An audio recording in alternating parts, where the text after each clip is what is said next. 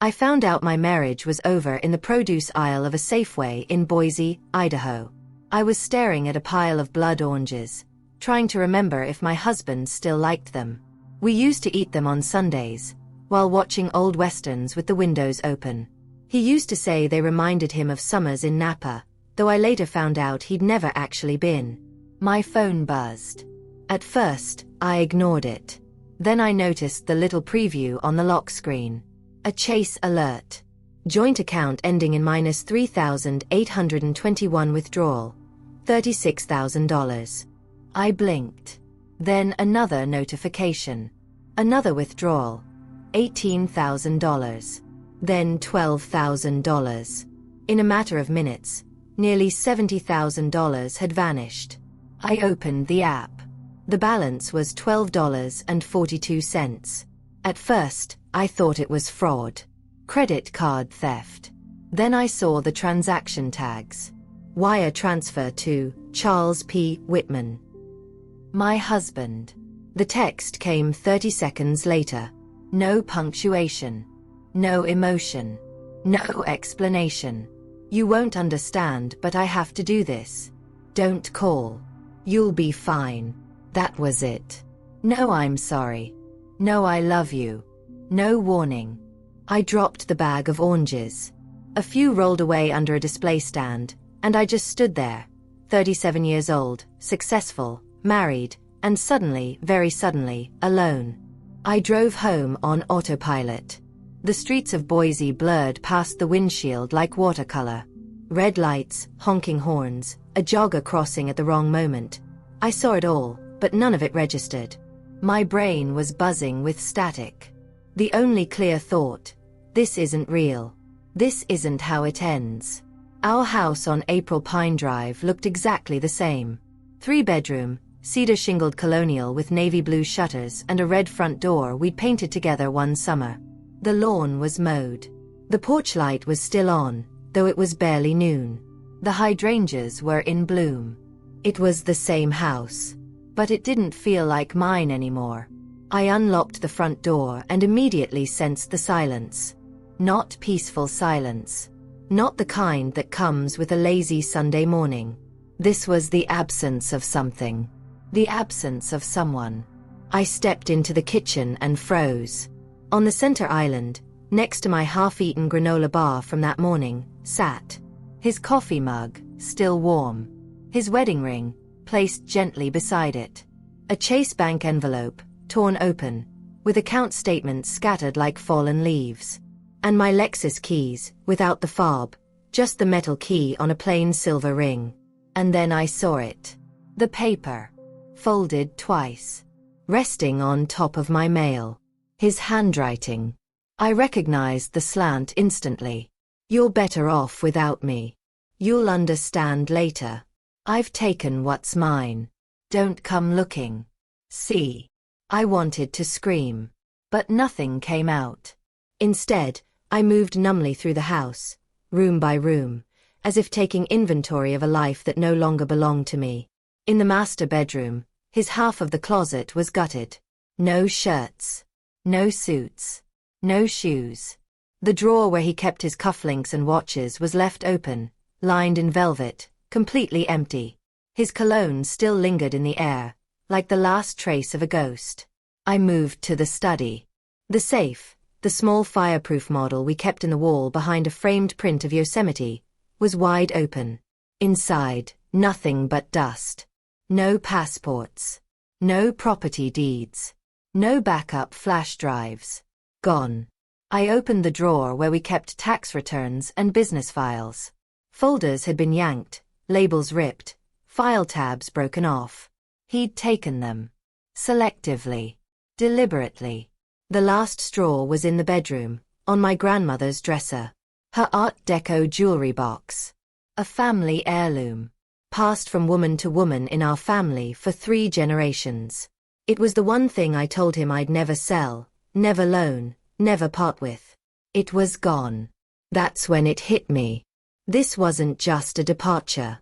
This was a heist. And I was the fool who left the vault open. I sat down on the edge of our bed, or what used to be our bed, and stared at the indentation in the mattress where his body used to rest. 8 years of marriage. Gone in what looked like a single, calculated afternoon. My hands were shaking, but not from panic. Not yet.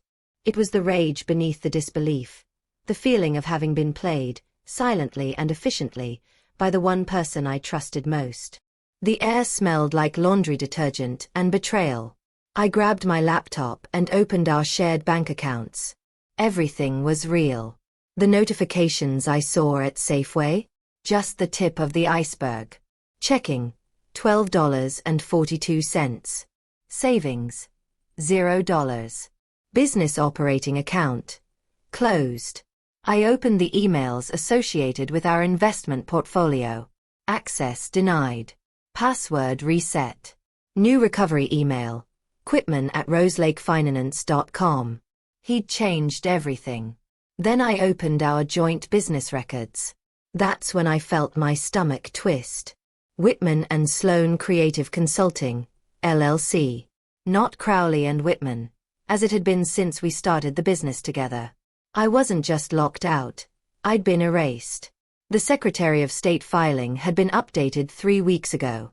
My name was removed from the operating agreement. Ownership, 100% Charles P. Whitman. He didn't just run. He prepared. Methodically. Secretly. There was more. I pulled up our mortgage account, only to see a message in red letters. Notice, change of primary contact request approved. He had moved the deed into a trust, under his name only. The house, the money, the business. All of it was now his, and I'd signed most of it away willingly over the years, because I trusted him, because I thought marriage meant not keeping score. How many times had I told him, I don't care about paperwork, we're a team? How many times had he nodded, smiled, and said, exactly, we're in this together? He must have been lying for months. Maybe longer. The doorbell rang. I jumped. It was our mail carrier, holding out a large envelope. Registered mail. I signed, closed the door, and opened it with trembling hands. Inside. A formal letter from Whitman and Sloan's attorney. An attached document titled, Separation of Professional Interest, effective immediately. A post-it stuck to the front. Don't make this harder than it has to be. See. That was the moment the silence cracked. Not just in the house, but in me. I stood in the middle of the hallway, shaking, breath uneven, tears brimming, but none fell. Because underneath the grief, the shock, the humiliation, something else stirred. Not despair. Resolve. I didn't sleep that night. Not for a single minute. I lay awake on the couch, not the bed. I couldn't bring myself to go back in there. Staring at the ceiling fan spinning overhead like the hands of some cruel clock, reminding me how quickly everything had unraveled. Around 4 a.m., I sat up, pulled my robe tight around me, and walked barefoot into the study. I knew where I had to look. I just hadn't wanted to face it before. Behind his bookshelf, the one lined with marketing books he never read and antique globes he bought for aesthetics, was a small storage compartment. The second safe. Not our shared wall safe. Mine. It was built into the floor, covered by an old cedar panel beneath a rug I'd laid down years ago, before we even married. It was the kind of thing most couples don't think to mention. A leftover from the woman I used to be, the one who had lived on her own, hustled for every contract, and didn't believe in combining everything, for love. I'd almost forgotten about it myself. Almost. The dial felt cold against my fingers. I hesitated for just a second, then turned. 06-14-22. My mother's birthday. My backup code. Click. The lid creaked open. Inside was a single waterproof file pouch, a flash drive, and a small leather notebook. All of it untouched. All of it mine. I carried it to the desk like it was the last piece of solid ground on a sinking ship. Inside the pouch. Original LLC paperwork for Crowley and Whitman, with only my name on the formation documents. A notarized letter from my first attorney dated 5 years ago, stating the business was started with premarital assets. The title to my first office property, still in my name. Bank statements from a secondary business account he didn't know existed. It hit me like a shot of espresso to the soul. He didn't know everything. He thought I'd folded my whole life into his. He didn't realize I'd left part of myself untouched, intact, just in case. And I didn't just have paperwork. I had digital records. The flash drive, old, dusty, but working, contained invoices and tax files going back 7 years. Proof of capital contributions made by me before we even filed joint taxes. A private contract template that clearly stated no ownership is transferred without signed consent. And he'd never signed. He never even asked. For years, he assumed what was mine was his. And now that he'd walked away, he was trying to take what was never his to begin with. But the most important discovery came from the notebook. Tucked inside the back pocket was a folded letter. Handwritten. My mother's handwriting. She had passed away the year before we married. The letter must have been slipped into the safe when she visited me that final spring, the last time we had coffee in the kitchen. My Delia, it began. I hope you never need this letter. But if you're reading it, you're probably standing in a room that used to feel like home, wondering how everything disappeared so fast. I closed my eyes. She had always known how to cut through the noise. Even after death. I'm not saying don't trust people. I'm saying don't abandon yourself while doing it. You've built something beautiful, baby. Don't let someone with a good smile and an empty soul take it from you. If he ever tries, remember, you've got fire in your blood and a brain sharper than any lawyer he could hire.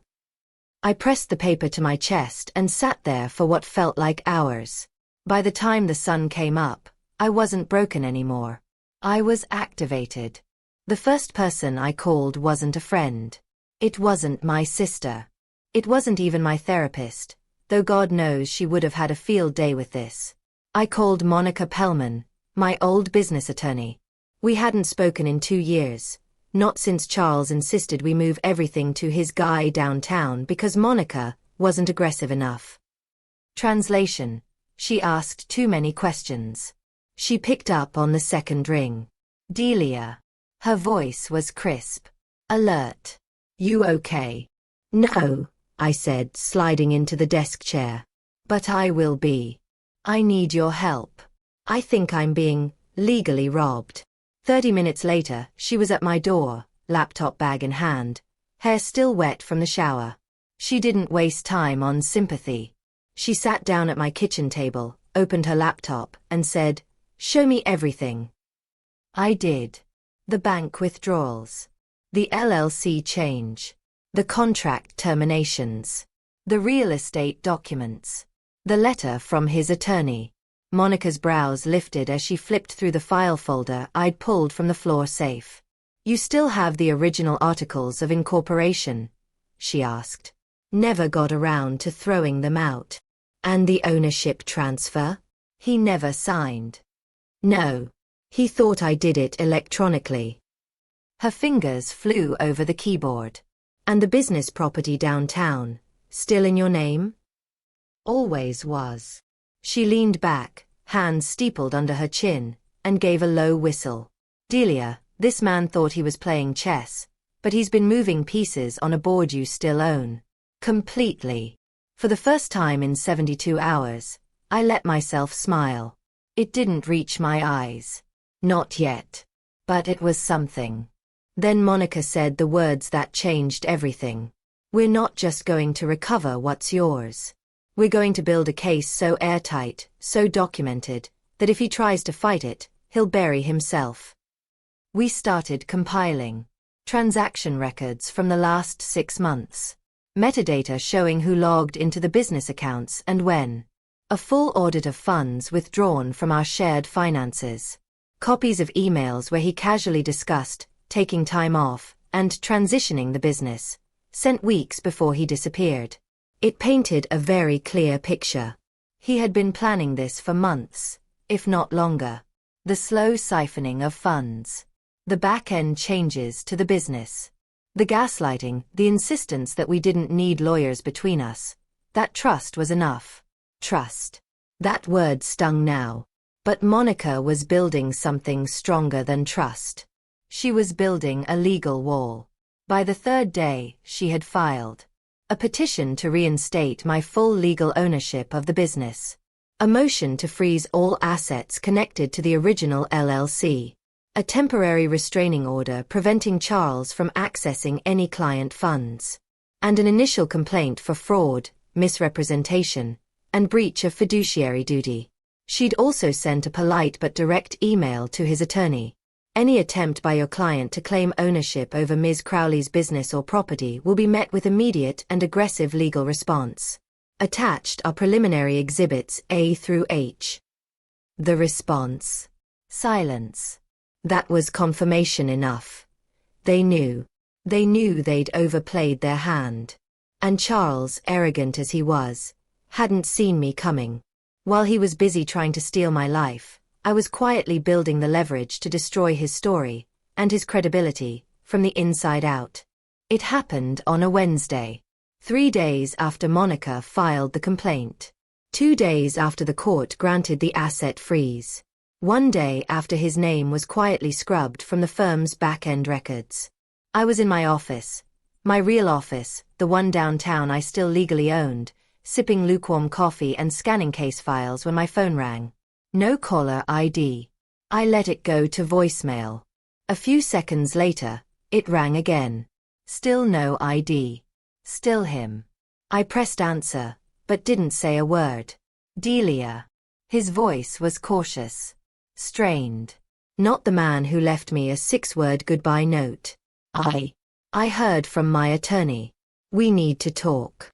I didn't answer right away. I wanted him to feel that silence. The weight of it. Then finally. You had months to talk. You chose theft instead. He sighed. It's not that simple. Yes, I said, calm and flat. It is. There was a pause, and then he launched into the performance I knew was coming, the familiar script of a man cornered. Things got complicated. I didn't mean to hurt you. I felt trapped. I needed a clean break. And I knew if I tried to explain, you wouldn't understand. I let out a quiet laugh. Not amused, not angry. Just done. So instead, you drained our accounts, forged documents, and tried to erase me from a company I built before you even knew how to spell operating agreement? Got it. Delia, come on. I didn't steal anything. We were married.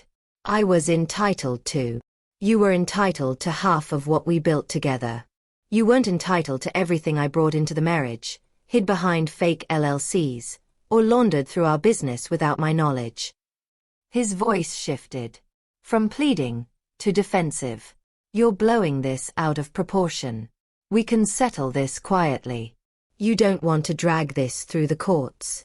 I leaned forward at my desk, elbows planted, voice like ice. You already dragged it through the courts, Charles. You just didn't think I'd beat you there. He was quiet. Then came the real reason he'd called. Listen. I just need time. And maybe some liquidity to get my own counsel. I'm in a tough spot right now, and I didn't think you'd come at me this hard. That made me smile. Not because I enjoyed it, but because it confirmed what I already knew. He hadn't planned for this. He thought I'd cry, plead, maybe rage. He never expected silence. Strategy. A lawyer with teeth and proof. I'm sorry you're in a tough spot, I said evenly. But you put yourself there. And just so we're clear, you'll be hearing from my attorney, not me. Delia, please. Click. I didn't slam the phone down. I didn't scream. I just hung up, picked up my pen, and went back to work. Because there were still documents to file. Still records to trace. Still truths to bring into the light. The courtroom smelled like varnished wood and cold air conditioning, the kind that seeps into your skin and settles under your collar. It was quiet. controlled. But beneath the polished silence, I could feel the pressure building like a held breath. Charles sat across from me at the respondents' table, flanked by a lawyer I didn't recognize. Not the high-powered one he'd used to send me that first arrogant letter. This one was younger, cheaper, and looked uncomfortable in his suit. Good. He didn't look at me. Not really.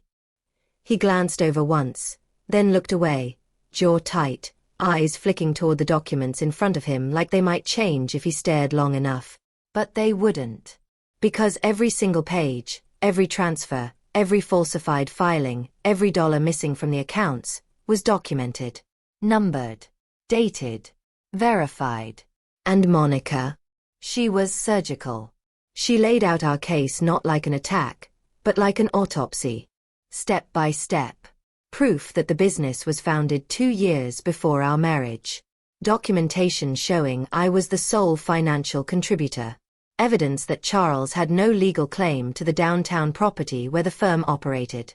And most damning of all, a full audit showing his unauthorized access to joint funds and redirection of company revenue to personal shell accounts. When she presented the internal emails, the ones he'd sent to clients behind my back, using my name to secure contracts, then routing the money elsewhere, the judge visibly frowned. And when Monica introduced the altered LLC agreement that Charles had submitted to the state just 3 weeks before disappearing, the judge raised a hand and stopped a mid-sentence. "Ms. Pellman," she said, "was the plaintiff aware of these changes when they occurred?" Monica shook her head once. "She was not, Your Honor. We can prove Mr. Whitman acted without her knowledge, consent, or signature." The judge turned to Charles. "Mr. Whitman, would you like to respond?" He stood slowly, hands folded, trying to look respectful. But the sweat on his collar told another story. "There was confusion," he began. "We had discussed transitioning ownership. I thought we were on the same page." "You thought?" the judge echoed. "And yet you submitted changes to a legal entity without a co-owner's written consent." His lawyer tried to interject. The judge shut him down with a single look. Then came the financials. Monica handed over the breakdown of the missing funds. Nearly $280,000 siphoned over 6 months from company accounts, reallocated through personal intermediaries and unreported on joint tax filings. Would the court like copies of the IRS disclosures? Monica asked sweetly. The judge nodded.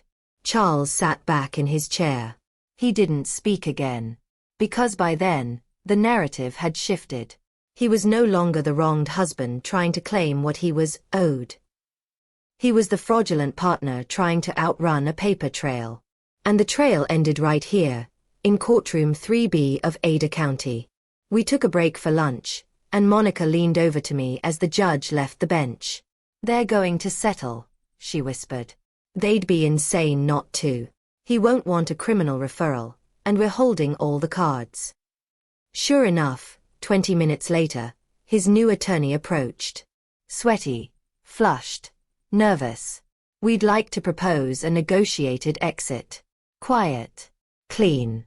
No formal charges, full withdrawal of any business claim, and return of all marital assets in exchange for no criminal filing." Monica looked at me. I nodded once. But then I said, loud enough for Charles to hear. "And full reimbursement of the stolen funds. Every last cent." His attorney swallowed. "Including interest." They agreed. Because what else could they do? They had nothing left to stand on. 2 months later, the house was mine again. Not legally. It had always been mine, according to the paperwork Charles forgot to search thoroughly. But spiritually, emotionally, quietly. It didn't echo anymore when I walked in. The silence had changed. It no longer felt hollow. It felt earned. The day the final settlement agreement arrived, I sat at the same kitchen table where I once found his note. This time, the envelope wasn't handwritten. It was printed, stamped, filed, and signed by both attorneys. In black and white. Charles waived all claims to the business. He returned the $280,000 he siphoned, plus $16,000 in interest. He gave up his share of the house, the car, the retirement funds. In exchange, I agreed not to pursue criminal charges. I held no illusions. He didn't settle out of remorse. He settled to survive. But that didn't matter. Because this wasn't about him anymore. It was about what I did after. Bright and Crowley Creative, my new agency, launched 3 weeks later. Monica helped me refile the business, restructure the ownership, and line up an accountant with a specialty in fraud recovery. Within a month, we had 6 new clients, and 3 old ones who reached out specifically because they'd heard what happened. Apparently, surviving betrayal in style is good marketing. I hired 2 new designers, a bookkeeper, and an assistant named Clara who keeps a spreadsheet of every active invoice and a second one titled, In Case of Snake. She said she made it after her own divorce. I didn't ask questions. I think about Charles sometimes. Not often. Not with sadness. With clarity. I don't know where he is now. Probably licking his wounds somewhere far from Boise, trying to rewrite the story for his next audience. But I don't care. Because the ending doesn't belong to him. It belongs to me. To the version of myself that didn't shatter. To the woman who locked the door, opened the safe, and remembered exactly who she was. My mother's letter is now framed in my office. Clients ask about it sometimes. I tell them it's from someone who knew me before I knew myself. And the last line. It still makes my chest tighten. When someone tries to steal your life, don't just take it back.